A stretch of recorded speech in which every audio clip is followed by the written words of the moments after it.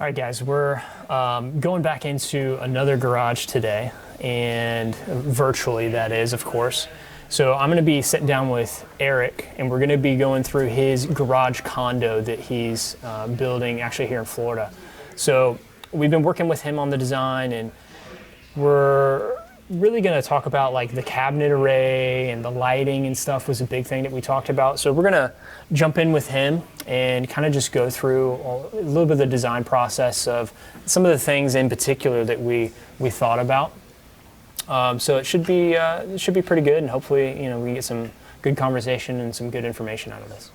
Cool, awesome. Thank you, Eric, for jumping in with me today, and we're gonna kind of just walk through the garage that we've been working on with you. And you're in Florida. Not too far. You're like 3 or 4 hours from here, I think, 2 or 3. I think 2 or 3. I'm not quite sure to Lady Lake, but to Orlando, it's just around 2. Got it. Cool. Well, let me share my screen with you, and then we'll kind of jump into the design here. Awesome. And we've shared this with you. It's been a little while since we've gone through the actual design, because I think we did a Zoom call several weeks ago or a month or two ago, where we kind of walked through everything and talked through a lot of this stuff with the initial design that we had, and we had cabinets on the back wall and stuff like that. So talk to me a little bit about what your thoughts were initially for the garage. Obviously we kind of veered you away from some things, like with the lift placement and how many lifts we could get in there and that sort of thing. But talk to me a little bit about what you were kind of initially thinking about the space.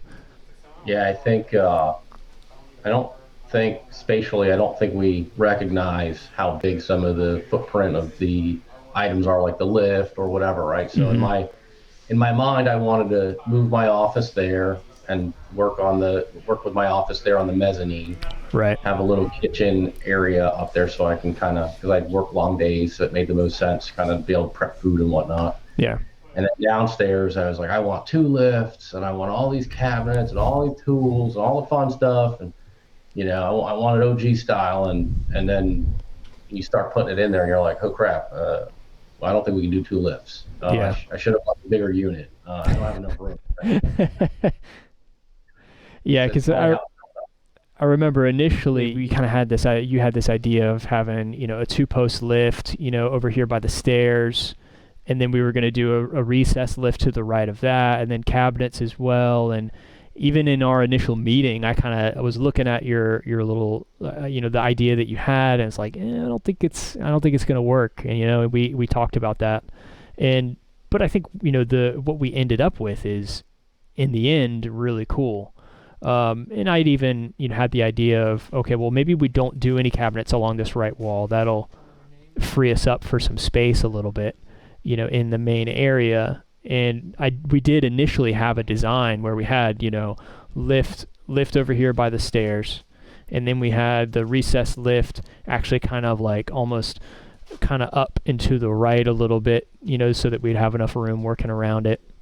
And in the end, it just wasn't really like the best layout. But to give you credit, the first iteration of this, it was great. It just, there were some obstacles to overcome. You'd have to really finagle vehicles to get in and out. Exactly. You had the lift angle to make it work. I mean, I'll be honest with you, it's really hard to change my mind once my mind is made up. Yeah. Right? And mine was made up, I wanted 2 lifts. So no changing my mind. So to kind of see it built out and kind of have these 3D renderings, it really helped put it in perspective. And yeah, exactly. Yeah. It once you can see it and visualize it and see, how things are going to work in the 3D space, it changes your entire perspective on what you can do or what you can't do in some situations. And then, at that point, once we kind of realize that, all right, the 2 lifts are not going to work, we're not going to be able to do that. Okay. We've come to grips with that decision. Now it kind of opened us up to, all right, now we can really do what we want to do with just the 1 lift in there. And that's Absolutely. throw in more cabinets and figure out the lift placement, and it did kind of come together. And I think it was a better overall design once we got through the first iteration and eliminated the 2-post lift. Yeah, I think I'm very happy with the design compared to the first one. Yeah, I think, in the end, I think the way that it worked out was best for the space. What were some of the kind of challenges with, other than, figuring out the placement of, 2 lifts versus 1 lift and getting all the cabinets over on the right side? What kind of challenges, did you come across when, figuring out whether you wanted to finalize the design as it is, or if you wanted to move anything around? What were your thoughts on kind of where we ended up, and was any part of it challenging for you? So the first thing is obviously the measurements, right? And that's not responsibility on your end. That's me and the builder and trying to work out where everything is placed from a drawing versus actually in real life. Yeah. So you have the drawing, it says, oh, the electrical panel, for example, is going to be, 6 feet off the west wall. Okay, well, that's great. Then you show up and it's 8 feet off the west wall. Right. Shifts everything over. And it's installed and it's in place. So now that kind of impacts maybe where the bathroom is and where you start the bathroom to the right of it. So all that stuff was kind of challenging up front, but they were pretty close and accurate. So eventually, when it was finally roughed out, I just went over and measured everything one last time myself. Yeah, exactly. And I sent you those hand drawings and whatnot. Yeah, because I remember that we had the plans, we had the design from the architects, the builders, but then like some things changed with the size of the bathroom and where the electrical panel was, like you're talking about. Right. But you were able to go over to the building and take some measurements, and we were able to work it out. And in the end, we didn't even really put anything on that back wall, but we had been planning on early on in the design phase we were going to put some cabinets back there and stuff like that. But it's design changes like that necessitate us being able to put it into our software and make sure that we have everything super accurate, so that we can have the design correct and make sure that everything is going to be right for you in the end. Yeah, which is key. When I have all the parts in place for the install, and you hate to show up to the site and realize, well, I wish I would have known the panel was in a different location, or the mezzanine was this dimension versus that, right? I mean, those are things you don't want to figure out once you're in the field. So. Yeah, exactly. Yeah, making sure that all those dimensions and everything for the plan is accurate is just so key for sure. And I'm still not 100% on the mezz yet because it's not installed. So I'm waiting on that to be installed, and then I'll just kind of run through and take the final measurements of that and figure out, I'll send you some pictures of material so you know what we're in store for, how we make penetrations if needed, or how we're going to move, wire and whatnot across for lighting, that kind of stuff. Yeah. And all of this up here, obviously we didn't really do, I don't think, much lighting up top. But everything that we have, in this view is basically just for representation on like, hey, you're going to have a kitchen up here and a TV and stuff like that. Once you actually start building out that space for like the TV and home theater, like we can help with that. Right. But, we're not going to sell you a couch or kitchen cabinets unless you want to do some, really cool outdoor cabinets. We could do that. But, those are things that we just kind of have in as a representation, to just try and make the place feel a little bit more accurate with the overall design. And I think it does a good job. I think this does help kind of visualize, okay, that's what it's going to look like with the kitchen up there. Yeah. I do. It's very helpful, but again, it's not an accurate representation of the final product because I don't have those measurements yet. Right. And that's where, like, as you work maybe with a designer for that or the architect or however you end up doing the kitchen, you can share that stuff with us and we can put it in there as accurate as we can get it. I remember, one of the things we talked a lot about was the air setup, where the compressor was going to go, and then how we were going to get air, everywhere. Here, let's see. I think I have a better camera here. And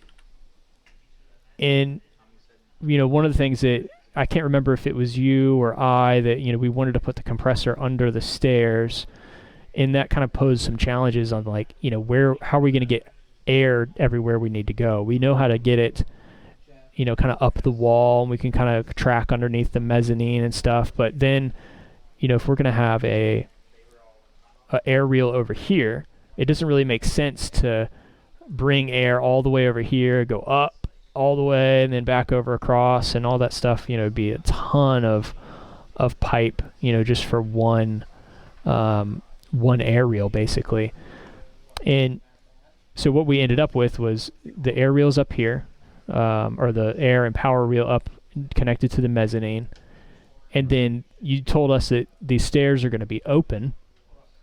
So what we thought of is, well, shoot, let's just throw the Prevost piping, through the stairs. One thing we'll have to kind of think about and be careful with is making sure that, like, as people are walking up the stairs, they don't step on that or something. Right. So that's something we'll have to kind of manage.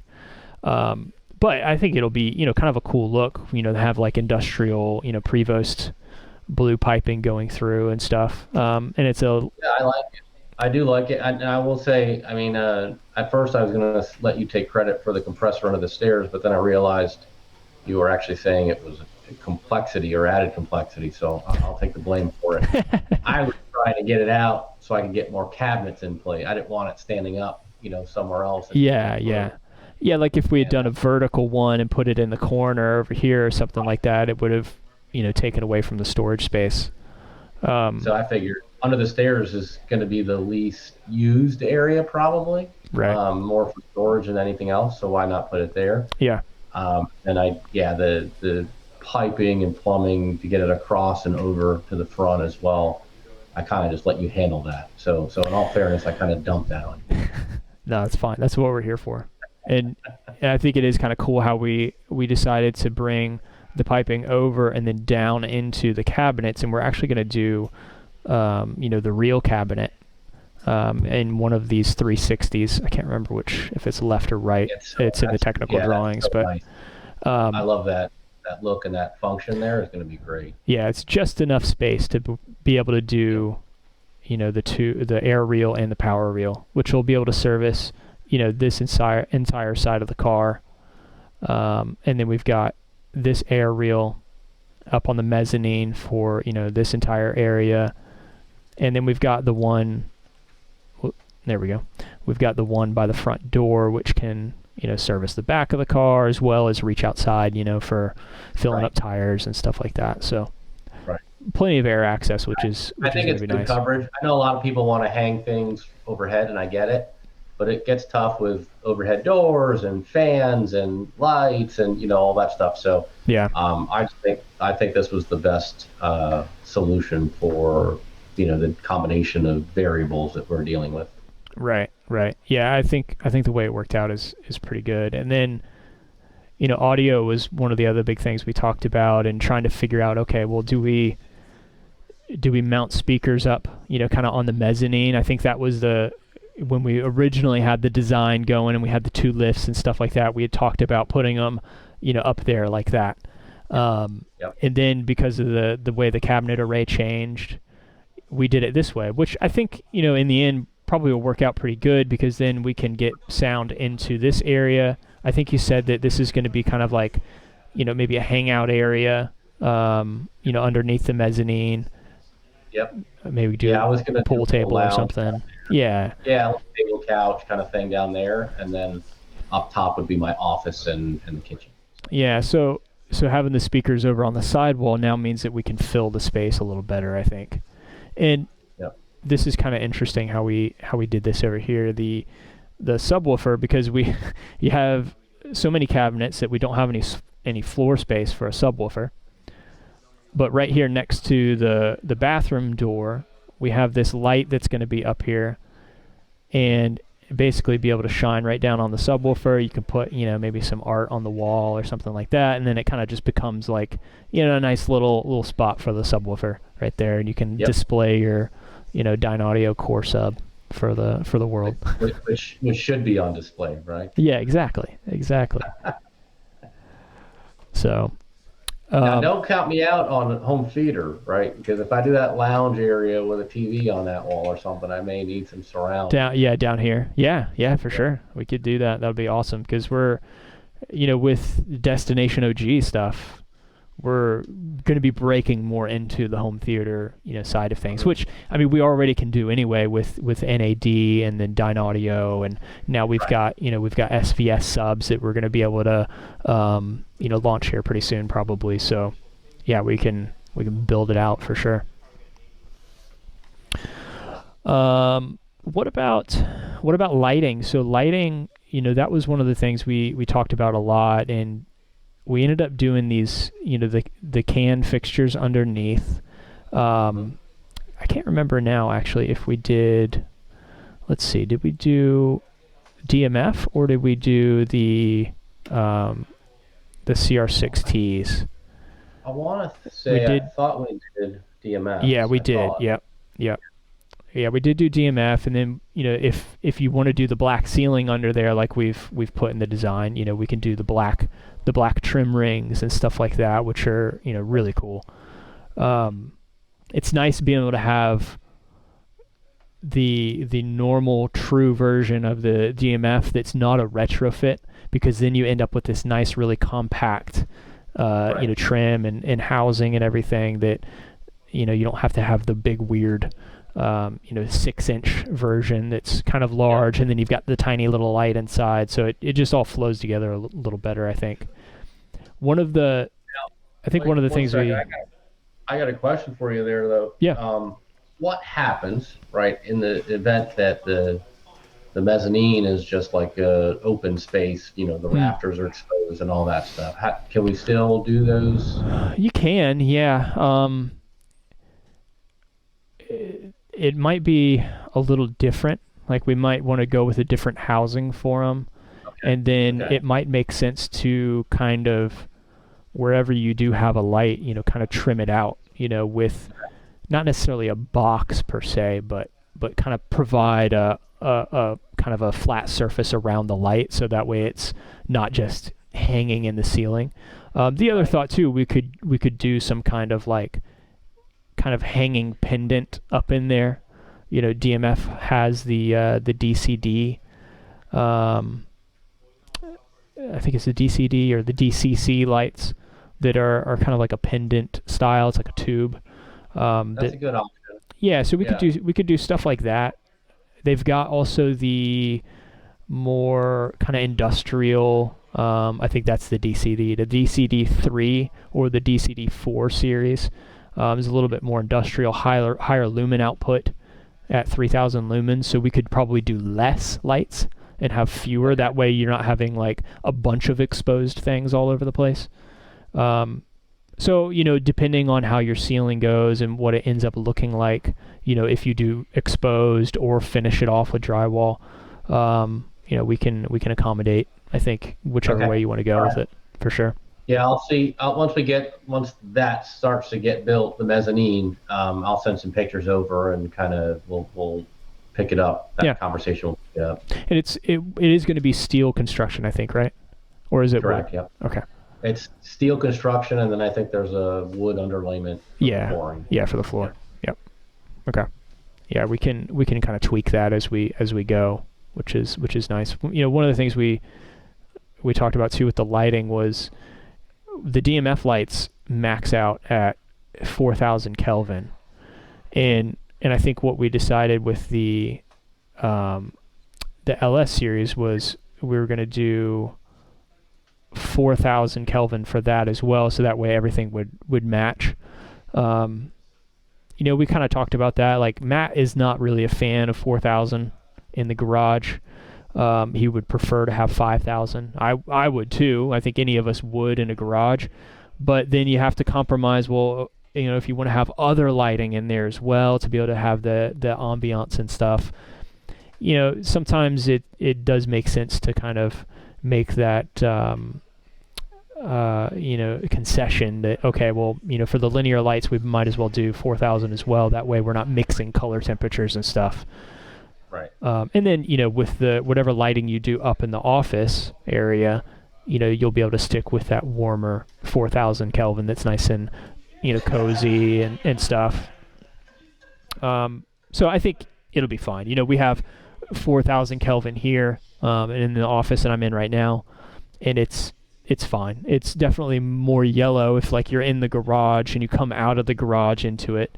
It definitely is kind of yellowish, but when you're in it and you're just living in it all the time, it's totally fine. And the high CRI makes it so that it's color accurate, like everything that is reflected of all the colors of the items that you have and the cars and stuff like that is still super accurate.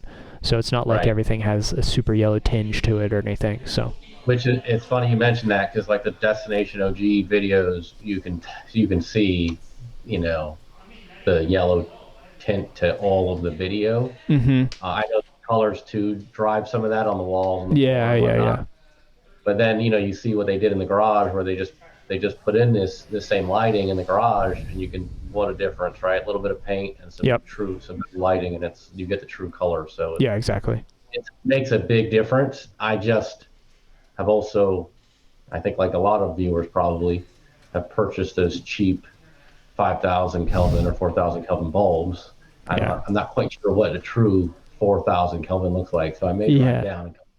Yeah. You definitely need to come up and kind of take a look and touch and feel and see all the stuff, and see the cabinets firsthand, see the hear the speakers firsthand, that sort of thing. That's the nice thing about you being somewhat local is we can do that. And so it's going to be it'll be cool to see that. And I think we talked about that we were going to help you with the actual install of the garage, which we don't do that. We don't do installations, but we're doing it for Eric, buddy of ours, and I think it's going to be cool. Plus, it's like 2 hours down the road, so it's not going to be too bad. But we've not done any garage condo type garages before, so it'll be cool to do that type of garage and have that the film for that and the video for that. Which we don't have on the channel at all, so it'll be a fun project for sure. Yeah, I'm sure it'll get a lot of attention from my neighbors as well. Hope so. We can do all their garages too. I've already got a list knocking, so don't worry. Nice, awesome. Anything else that because your garage isn't done yet, so we're still we could still change all this if we wanted to, and completely change everything around. But while you've sat with the design for a little while, we've built the invoices for you and stuff. Anything that has jumped out at you that you've been thinking about more that maybe you want to change or modify or anything like that, or you think it's pretty well set in stone now? I would say I think we're probably 85-90% there. The 10% of the uncertainty is not even that there's a guaranteed design change. Is going to be the lighting. Yeah. Right? I think once we get into the space, we'll know whether we need additional lighting or what kind of cans we're going to use, or how it's going to the finish is going to look. Yep. What obstructions we're dealing with, or what complications there are with the design. Correct. The actual building versus our design on paper, right? So that's the stuff I think the above head stuff, there's going to be fire suppression and plumbing and all that stuff, and I don't know if that's going to be in the our design. So once it's all built out, I think we'll revisit that probably. But the cabinets, I think they're just locked in. I love it, right? And flooring, I like the two-tone, or I don't even know if that's a three-tone. We actually did a three-tone. So this is kind of so I'm doing this in my garage where we're doing a darker outside area, which is the slate gray like we normally do. And then especially because you have the black cabinets and probably industrial building, so it's probably going to have a black ceiling, or could have a black ceiling if you paint it that way. Right. I didn't want to do a black border again and then just have more and more black, because I think we have enough of that going on in the space, especially with the under the mezzanine if we paint that black. So we're doing pearl silver for the inset border, and then pearl gray inside. Okay. we were recommending for some people pearl gray, but some people find that it gets dirtier quicker and that sort of thing. So pearl gray works a little better than the pearl silver, I think, for the main like parking pad. Right. And if you want to do the typical OG, Matt Mormon spec, slate gray with the jet black border and then slate gray in the middle, we can do that. That's fine. I like breaking out of the mold a little bit and doing something a little different. And again, it was one of those things where you changed my mind, because had I not seen it and you presented it to me verbally, I would have been like, I think I'm going to go with the black and gray. We're good. Yeah. Now that I see this is one of the things that have jumped out to a few people. They're like, oh, that looks awesome. Mm-hmm. So the more feedback I get on it, the more it reinforces. I think that's probably the right move. Cool. It's good to know. Oh, one thing we didn't touch on. Let's see. Oh, the pressure washer. Yeah, the pressure washer. So yeah. Let me see which floor plan picture we have that in. So that's one of the things we talked about, though, was putting, in one of these cabinets, the custom install solution. And, for the custom install, it's about 7 or 6.5 feet high. It's off the ground about a foot, and then it takes up about 30 inches wide of space. So to be able to put that in a cabinet is super easy, if you're taking out shelves and stuff like that. And then even some of the cabinets that have like a fixed shelf kind of up top, well, that just becomes the shelf then for your Krenzla, and then you're able to drill holes through for hoses and stuff like that. So that's one of the cool things it's going to be for this installation is, doing the Krenzla in one of these lockers is going to be really cool, to really just have everything super clean, super symmetrical, tucked away, in the cabinets. It's going to be pretty awesome. So I think it's going to be, definitely. If we can show that and video that, people are going to do that a lot more often, I think. Absolutely agree. It's funny because I've got like a detailing cabinet in my home garage, right? And it's not OG spec, so I won't even show you pictures. But it is a detailing cabinet. And my neighbors love it. They're like, that's the coolest thing, just because it's all contained, it's super clean, but it's super functional. Right. And I think that's so as soon as you said, we could put that in the cabinet and make it work, I'm like, all right, put me in for that, because I need that for sure. Yeah. Cool. Awesome. Well, I think we pretty well covered everything. I appreciate you jumping in with me and kind of going through this process. I'm looking forward to kind of getting you down here, and we can, touch and feel some of the cabinets and look at the lights and stuff like that, listen to some audio, and kind of see some of this stuff firsthand for you, and start, working through the invoices and getting the stuff in your hands, at the garage, will be really cool. Super excited about that. Definitely will take advantage of that, especially because of proximity to one another. Yeah. It will make me really impatient. So. Yeah, for sure. What is the timeline? When is the building going to be like done or ready for move in? They're telling me August, Okay. But I've been doing that type of stuff for a long time. I probably think it's September. Yeah. September, October to be realistic. So probably should start ordering some of the longer lead time items now. Yeah. That way they can start getting delivered maybe a November, December time period. Yeah, and that'll be perfect. And we've talked about that, and that should be pretty much on track. Like the Sonic lockers, we're looking at September, October, for those to be available and stuff. So, yeah, cool. Well, we'll be in touch and kind of go through this some more, off air, and get you in here to check everything out. But I appreciate you getting on and walking through all this with me. I'm excited to see this all come to fruition and actually have this physical space built out. Is going to be super cool.